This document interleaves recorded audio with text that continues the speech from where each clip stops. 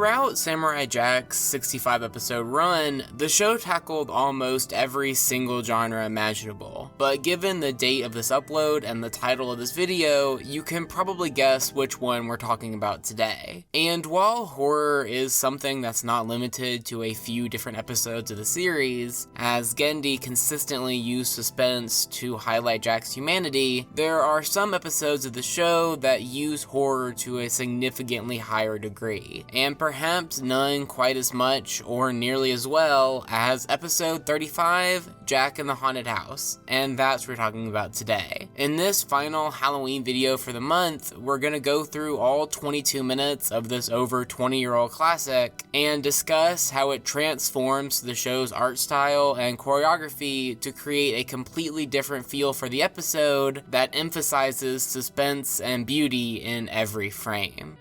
Excuse me, We open to a few different shots absent of music, showing different angles of a forest lit by a full moon, as we begin to hear the iconic clacking of a certain samurai's shoes. However, once we actually see our title character, Jack seems uncommonly uncomfortable, miserably shivering through the night. Eventually, a few bird calls come into the episode, which immediately startled Jack, as we learn that it's more than the cold air that's causing him to appear so disgruntled, as he's clearly on edge. Something further illustrated when he spots a girl crying in the distance, who sprints off and leaves her plush toy as soon as he calls for her. As Jack tries to catch her in order to return what she left behind, she leads him to a shockingly traditional Japanese home for the future that Jack is trapped in, as his samurai heart leaves him no choice but to climb the steps and attempt to help this little girl. And while the first few moments of this episode certainly set the eerie vibe, once we get to the titular building, the episode truly begins to settle into the horror masterpiece that it ends up being. Starting with the moth leading Jack to the door of the abode, where he spots the silhouette of a woman sitting next to the fire. And just as it seems like the moth was attracted to the light of the flame, when the samurai attempts to open the door, hundreds of fellow insects flee for the moonlight, as if darkness has suddenly filled the house. Before moving on to the rest of the episode's plot, let's take a quick moment to talk about perhaps my favorite part of the horror of this episode, which are the stiff camera angles throughout this episode, similar to classic PlayStation 2 horror games, which both adds to the amount this episode already feels like Fatal Frame, while also giving every shot the eeriness of the audience, just like Jack, being unable to get a perfect view of the surroundings. Some of the shots in this episode are just so dynamic as Jack explores the house, and are just absolutely perfect for building the kind of tension that this episode desires. Speaking of which, as Jack looks throughout the first room of the home, with the music once again being completely absent, he occasionally has flashes of something difficult to make out in a sketch-like black and white art style, which we'll eventually become quite acquainted with. Eventually, these crescendo into a longer scene where the camera takes the point of view of something quickly approaching the woman from the silhouette from earlier, with it ending with her letting out a blood-curdling scream. As a shaken-up Jack searches the next room, the show continues to leave out any music, giving us some extremely eerie sound design. To talk about that for a second, everything that Jack bumps into is almost always metallic in this episode, as the show focuses on the discordant sounds caused by his actions.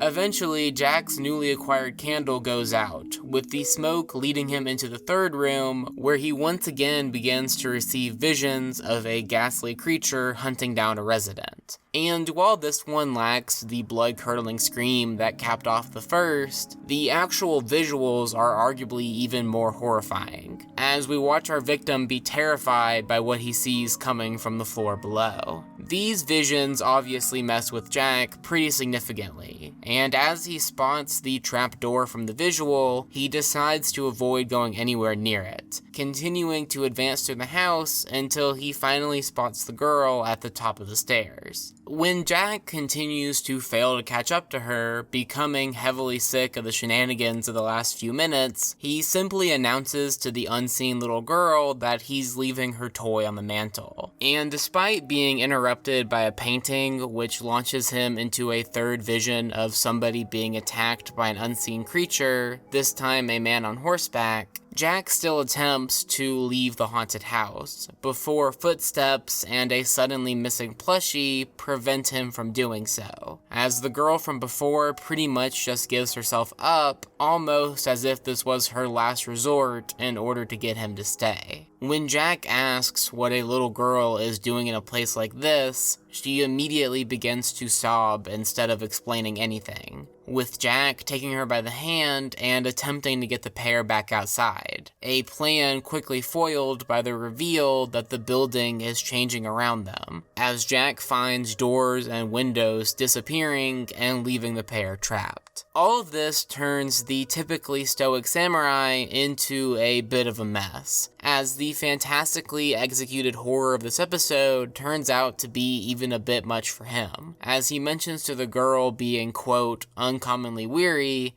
and making the decision to rest. When Jack awakens after the commercial break to a few more visions, one of which giving us the first glimpse at the demonic monster that will establish himself as the antagonist of this episode rather quickly, he finds the young girl missing, with music playing from a suddenly bright adjacent room. When Jack follows the sound, he's treated to a traditional Japanese room with a traditional Japanese family drinking tea together. A scene that by itself isn't anything out of the ordinary, but coming after the first half of this episode feels genuinely horrifying. Especially when Jack and the audience have the realization that this is the family from the visions that were chased down by the mysterious demon. Once Jack notices this, he immediately calls out this being an illusion, and while the father denies this, when the young girl, who is revealed to be named Kuni, is asked by Jack whether or not she's actually real, the only thing she can do is remain silent. Eventually, the mother of the family pours Jack tea, which he miraculously decides to drink, the taste of which calming him down as he begins to talk about his summers in Edo as a kid. Eventually, even with the calming drink, Jack does ask why this room looks so different in comparison to the home around it, something that immediately causes panic in the father, as his wife explains that it was a terrible storm, something that we'll get back to in a moment. When he continues to try and deflect by asking his son a question, Toby's eyes begin to roll into the back of his head, which kicks off the entire family beginning to slowly fall apart, each one convulsing and foaming from the mouth. And while the horror of this episode is truly fantastic throughout, I'm not sure that any moment is as terrifically terrifying as this, as Jack watches the closest thing to the people from his past just become unrecognizable, with Kuni apologizing to Jack as if she knows what's about to happen.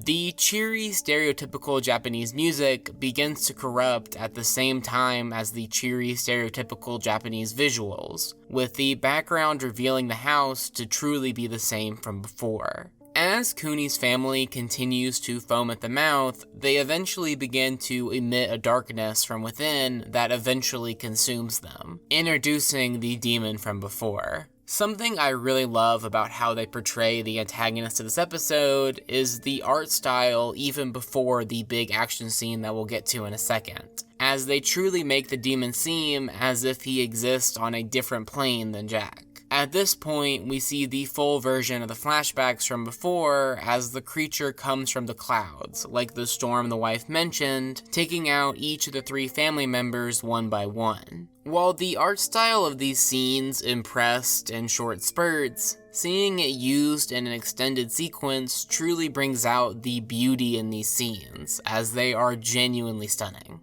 Anyway, back to the present. The demon begins to visually spread throughout the entire house, throwing and dropping various items at and onto Jack as he finds himself completely unable to fight back, not even landing any semblance of a blow. Eventually, as the horrors of the ghosts surround him and the light begins to get dimmer and dimmer, Jack is eventually trapped by the vines of the beast as the demon approaches him, eventually sucking out his soul as Jack finds himself transported to a completely different dimension, sporting the art style of the visions from before in what ultimately becomes the most iconic segment of the episode. A good chunk of the best Samurai Jack episodes end with a 3 or 4 minute scene, usually a fight, that have a different art style than the rest of the episode. And this one is no exception, as the last few minutes, barring a quick scene from the end, are unlike anything else you can find in animation. And while you can make a judgment for yourself about the visuals just by watching these clips,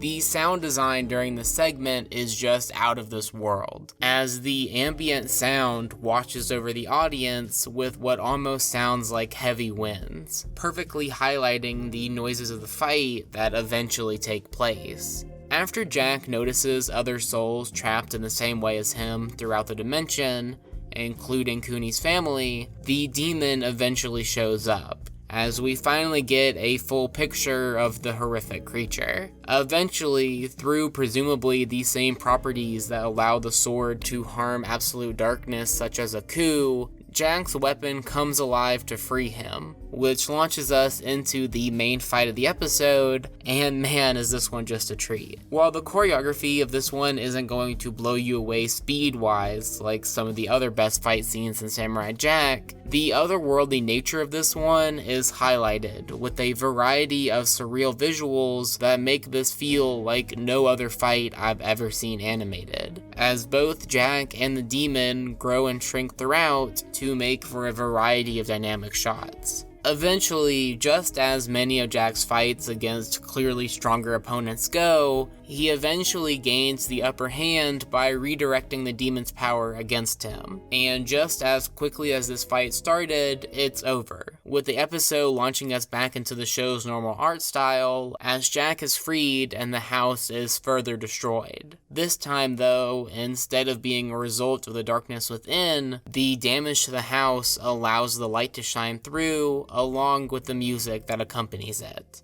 And after his soul comes back to the joy of Cooney, who is likely feeling guilt for something that I'll get to in a moment, Jack begins to apologize for being unable to save the souls of her family that he saw in the other dimension, a cause for which his past with his family obviously makes him even more sympathetic to. However, just on cue, her family is suddenly back, embracing Cooney to end the episode on a happy ending. Right? Before getting to the entire story of this episode, to actually touch on the ending a bit. While I do think that the primary interpretation intended is that Jack did somehow get Cooney her family back, there are certainly more than a few hints that this might not be the case. The biggest of which being the loud and extended sequence where Jack's soul returns to his body from the other dimension, something that we never actually see or hear happen to the others. But still, the lack of any kind of music distortion at the end makes me think that this is just a happy ending that Gendy wanted to go for, which just happens to feel a bit off in this generally dark episode. Speaking of a generally dark episode, well, the tiny bits of plot during this one that we do get are pretty messed up, I think the various implications of this situation are even more horrific. While never outright stated, I don't think it's a stretch to say that Cooney has been kept alive by the demon in order to go out into the forest and get people to come back into the haunted house in order to feed the beast. The reason that Cooney likely agrees to do this, besides being terrified by the demon, is that every single time she does, she gets to once again see some semblance of her family. Cooney's guilt throughout this one is so palpable, as she's only happy for the few moments where her family looks somewhat normal before sinking back into misery again. The entire episode just has this air of trying to figure out what's going on the entire time, even on rewatches, which makes it such an interesting watch over and over and over again. And the only reason any of this works in the first place is because of just how well executed the horror is throughout this entire thing. From the very beginning of this episode, everything in this one, from the stiff camera angles to the discordant sound design to the especially terrific sketch-like art style of the demon, is just executed so spectacularly well to create 22 minutes that keep the audience on edge while this expertly told story plays out. The show is no stranger to taking on the challenge of doing a genre in the Samurai Jack style. See the film noir and Tale of X-49 as an example. But Jack in the Haunted House is genuinely one of my favorite episodes of the series, entirely because of how well they handled the horror, both in content and in presentation. While talking about the different lighting techniques or the intricacies of this episode's lore is fun, the only true way to experience the excellence of this one is to simply watch it with the lights off and let the horror wash over. Something perfect for this Halloween night. Anyway, that's about it for me, both for this video and for my Halloween videos for the month. As for the channel, starting next month, things are gonna somewhat go back to normal, as I'm first going to cover an Adventure Time episode I've been wanting to talk about for a while, and then hopefully tackling the Steven Universe movie. So I hope you're as excited for that as I am. If you want to see my horrible takes on animation in written form instead of video, you can find my Twitter somewhere in the description. But either way, this has been April Samuel, and I'll see you in just a few days for a deep dive into the music hole. Thanks for watching.